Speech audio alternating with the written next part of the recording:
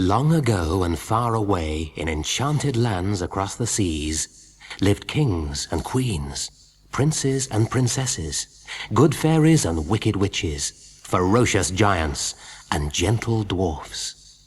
Their adventures and stories have been told for hundreds of years. Open the pages and listen to the words, and you too can join the magical world of Once Upon a Time.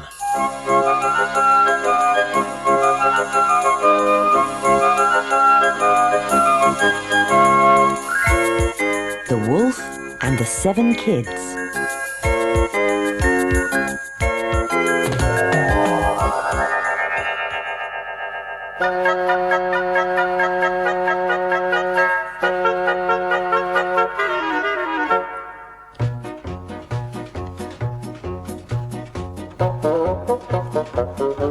Once upon a time, there was a goat who had 7 kids. Her love for them all was so great that she hardly ever let them out of her sight. She would spend many happy hours in the fields with them, playing ball games and telling them fairy tales. All her kids wore bells around their necks, and as they frolicked around their mother, they made the most beautiful tinkling sound. One day, the mother goat gathered all her little kids around her and told them to listen very carefully. "My dear children," she said, "I have to go into the forest today to collect some food. But while I am gone, you must be extra careful. There is a wicked wolf who lives in the woods nearby, and if you let him into our home, he will eat you all up." "Don't worry, Mother. We know a wolf when we see one, and we won't let him near us," said the oldest kid. "You may think you know a wolf when you see one, but there's more to this wicked fellow than meets the eye," said the mother goat. "This scoundrel often dresses up in disguise. So listen out for his gruff voice, and look out for his black feet." Bye-bye. No sooner had their mother gone into the woods than the little kids heard a loud knock at the door.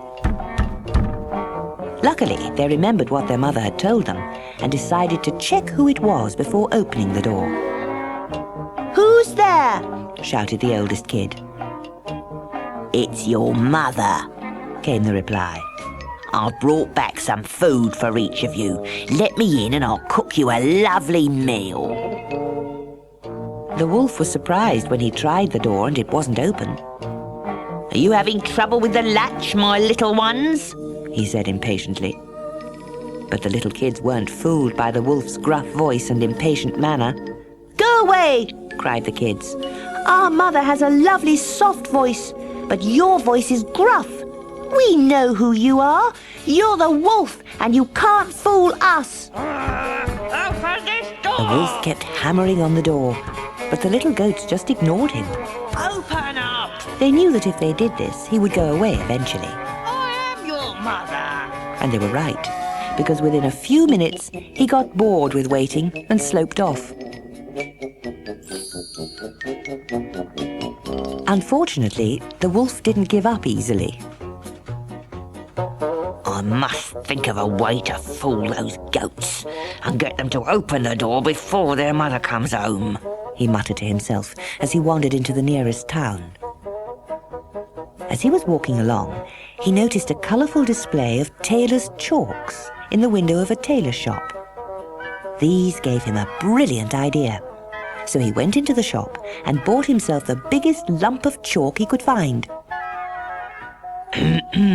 "If I eat this chalk, will it make my voice softer?"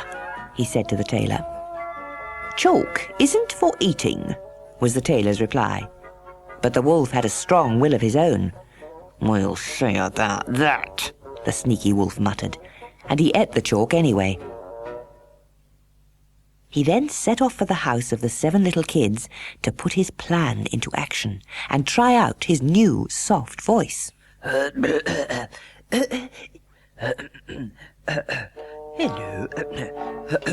Hello. Once again, he knocked on their door. This time, he knocked gently, as he didn't want to frighten them off straight away. Open up, my little ones, he cried. It's your mother, and I've brought you plenty of delicious treats to eat. We can even go out for a picnic in the meadows if you like.